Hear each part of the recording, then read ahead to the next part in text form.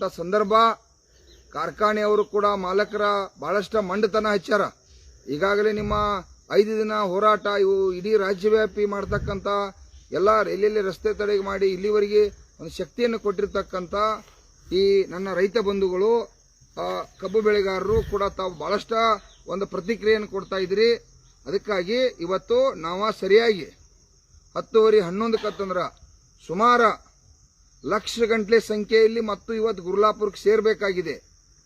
ಗುರ್ಲಾಪುರಕ್ಕೆ ಸೇರಿ ಇವತ್ತ ಮಹತ್ವವಾದ ನಿರ್ಧಾರ ತಗೋಬೇಕಾಗೈತೆ. ಯಾಕಂದ್ರೆ ಸುಮಾರು ನನಗೆ ಮಹಾರಾಷ್ಟ್ರ ಇರಲಿ, ಇವತ್ತು ಕರ್ನಾಟಕ, ಮಂಡ್ಯ, ಮೈಸೂರು, ತುಮಕೂರು, ಹಾವೇರಿ, ಇಡೀ ಧಾರವಾಡ, ಇಡೀ ರಾಜ್ಯದಿಂದ ಇವತ್ತು ಸಾವಿರಾರು ಜನ ಫೋನ್ ಹಚ್ಚಿ ಅಧ್ಯಕ್ಷರ ಎಂದು ರಾಷ್ಟ್ರೀಯ ಹೆದ್ದಾರಿಗೆ ಹೋಗಬೇಕು ಅಂತ ಹೇಳಿ ಇವತ್ತ ಜನ ಕಾಯತ್ತಾರೆ. ಯಾಕಂದ್ರೆ ಈ ಕಾರ್ಖಾನೆಯವರ ಮಂಡತನ, ಈ ಸರ್ಕಾರದ ಮಂಡತನ, ಈ ಕೇಂದ್ರ ಸರ್ಕಾರ ಮತ್ತು ರಾಜ್ಯ ಸರ್ಕಾರ ಮಾಡಿರ್ತಕ್ಕಂಥ ಮೋಸ ಇವನ್ನೆಲ್ಲವನ್ನ ಕಾಯತ್ತಾರೋ. ಈ ಚಳವಳಿ ಐತಿಹಾಸಿಕ ಚಳವಳಿ, ಸ್ವಾಭಿಮಾನದ ಚಳವಳಿ. ಈ ಚಳವಳಿ ದಯವಿಟ್ಟು ಎಲ್ಲೂ ಕೂಡ ದಿಕ್ಕು ತಪ್ಪುದಿಲ್ಲ. ಎಲ್ಲೂ ಕೂಡ ಇವತ್ತೇನು ನಾವು ಬೆಲೆ ಹಠ ಹಿಡಿದ್ದು 3,500 ರೂಪಾಯಿ ಕೊಡ್ಬೇಕಂತೇಳಿ ನಾವು ಹಠ ಹಿಡಿದ್ದು, ಈಗಾಗಲೇ ಅವರ 3,200 ರೂಪಾಯಿ ಕೊಡ್ತು ಅಂದರು. ನಾವು 3,400 ರೂಪಾಯಿ ತಗೊಂಡ ತೀರ್ಬೇಕಂತೇಳಿ ಇವತ್ತು ಈ ಹೋರಾಟ ಮುಂದುವರೆದೈತಿ. ಅದಕ್ಕೆ ದಯವಿಟ್ಟು ಗುರ್ಲಾಪುರಕ್ಕೆ ವಿರೋಧ ಪಕ್ಷದ ನಾಯಕರು ಕೂಡ ಅಲ್ಲಿ ಭಾಗವಹಿಸತ್ತಾರ ಅಂತೇಳಿ ನಮಗೆ ಮೆಸೇಜ್ ಐತಿ. ವಿಜೇಂದ್ರ ಬರತ್ತಾರ ಅಂತೇಳಿ ಅವ್ರಿಗೂ ಕೂಡ ಕೇಂದ್ರ ಸರ್ಕಾರ ಆಗ್ತಕ್ಕಂಥ ಏನೋ ಇವತ್ತು ಲೋಪದೋಷಗಳದ ಅವು ಪ್ರಯತ್ನ ಮಾಡಿಸ್ಬೇಕಾಗೈತಿ. ಅದಕ್ಕಾಗಿ ಇವೆಲ್ಲ ವಿಚಾರಗಳನ್ನ ಒಳಗೊಂಡ ದಯವಿಟ್ಟು ನನ್ನ ಎಲ್ಲ ರೈತ ಬಂಧುಗಳು ತಾವು ಸರಿಯಾಗಿ 10:30 11 ಲಕ್ಷ ಸಂಖ್ಯೆಯಲ್ಲಿ ತಾವೆಲ್ಲ ಭಾಗವಹಿಸಬೇಕು. ನಿಮ್ದೆಲ್ಲ ಲಕ್ಷ ಗುರ್ಲಾಪುರಕ್ಕಿರಲಿ.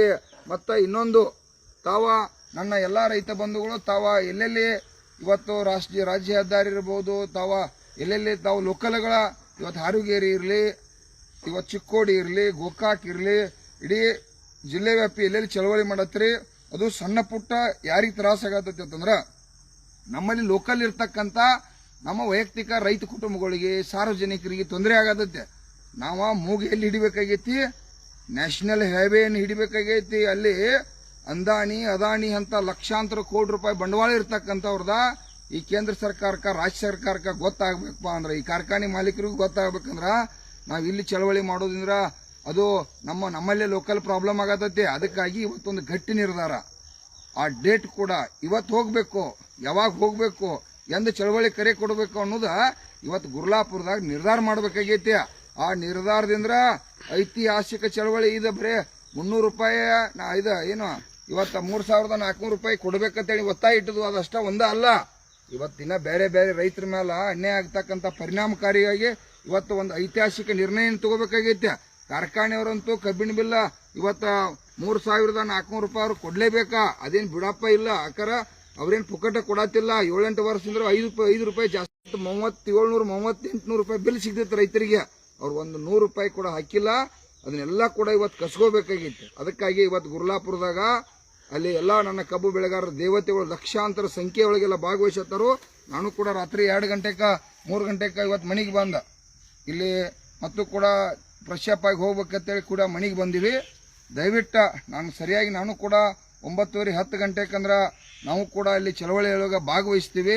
ದಯವಿಟ್ಟು ತಾವು ಲಕ್ಷ್ಯ ಇರಲಿ, ಗುರ್ಲಾಪುರಕ್ಕೆ ಬರ್ರಿ. ಮತ್ತು ಎಲ್ಲೆಲ್ಲಿ ತಾವು ಅಲ್ಲೆಲ್ಲಿ ಚಳವಳಿ ಮಾಡತ್ತೀರಿ ಅಲ್ಲಿ ಸಾರ್ವಜನಿಕ ತೊಂದರೆ ಮಾಡೋದು ಬೇಡ. ನಾವು ಗುರ್ಲಾಪುರದಾಗ ಸರಿಯಾಗಿ 10:30 11 ಗಂಟೆಗೆ ಸೇರಿ ಒಂದು ಇಡೀ ಐತಿಹಾಸಿಕ ನಿರ್ಧಾರನ ತಗೋಬೇಕಾಗೈತೆ. ನಾನು ಈಗಾಗಲೇ ಮಹಾರಾಷ್ಟ್ರ ರಾಜು ಶೆಟ್ಟಿ MP ಅವ್ರ ಜೊತೆ ಕೂಡ ಮಾತಾಡಿದ್ದೀವಿ.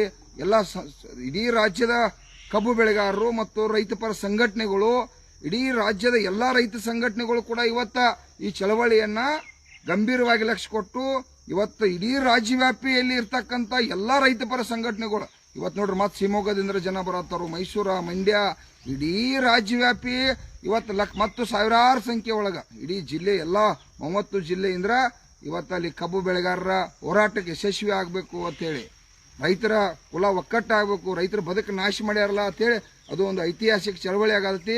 ಯಾರು ಕಾರ್ಖಾನೆ ಮಾಲೀಕರ ದಯವಿಟ್ಟು